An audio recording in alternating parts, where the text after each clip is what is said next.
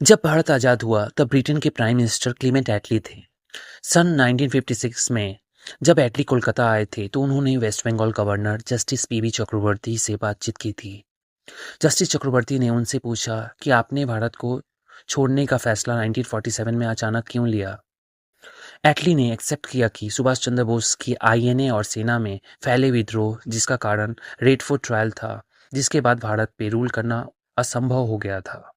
दिल्ली के लाल किले का ऐतिहासिक मुकदमा 1945 से 1946 तक चला, जिसे रेड फोर्ट ट्रायल या आईएनए मुकदमा भी कहा जाता है। भारत की आज़ादी के संघर्ष का वह निर्णायक मोड़ था जिसने ब्रिटिश हुकूमत की नींव पूरी तरह से हिलाकर रख दी थी।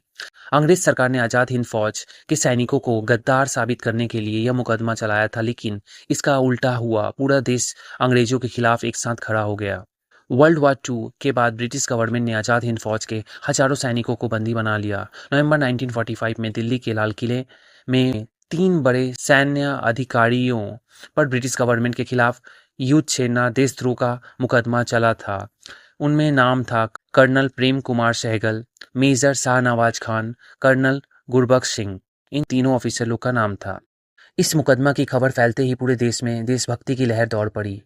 भारतीय राष्ट्रीय कांग्रेस ने इसके बचाव के लिए वकीलों की एक मजबूत टीम बनाई, जिसकी अगुवाई भूलाभाई देसाई ने की और पंडित जवाहरलाल नेहरू, सर तेज बहादुर सप्रू व कैलाश नाथ काटजू जैसे दिग्गजों ने कोर्ट में पैरवी की। सड़कों पर लाखों लोग एक ही नारा लगा रहे थे, लाल किले से आई आवाज सहगल ढिल्लो शाहनवाज, लाल किले से आई आवाज सहगल ढिल्लो शाहनवाज। इस मुकदमे का सबसे बड़ा असर ब्रिटिश भारतीय सेना पर पड़ा। अंग्रेजों की सत्ता केवल भारतीय सैनिकों की वफादारी के दम पर टिकी थी, जो अब खत्म हो चुकी थी। फरवरी 1946 में मुंबई, कराची और कोलकाता में 20,000 से अधिक नौसैनिकों ने विद्रोह कर दिया और जहाज़ों पर तिरंगा फहरा दिया। वायुसेना और थल सेना ने हड़ताल कर दिया। सेना की कई टुकड़ियों ने आज़ाद हिंद फौज के समर्थन में अंग्रेजों का हुक्म मानने से इनकार कर दिया।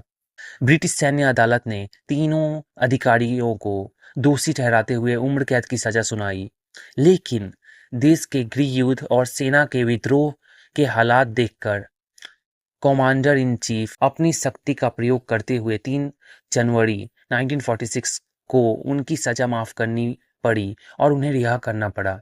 वर्ल्ड वार II के बाद वैसे भी अंग्रेज काफी कमजोर पड़ गए थे।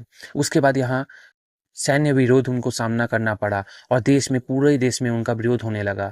इसके कारण क्या हुआ, क्लेमेंट एटली को ये डिसीजन लेना पड़ा कि अब इंडिया को हमें छोड़ना ही पड़ेगा।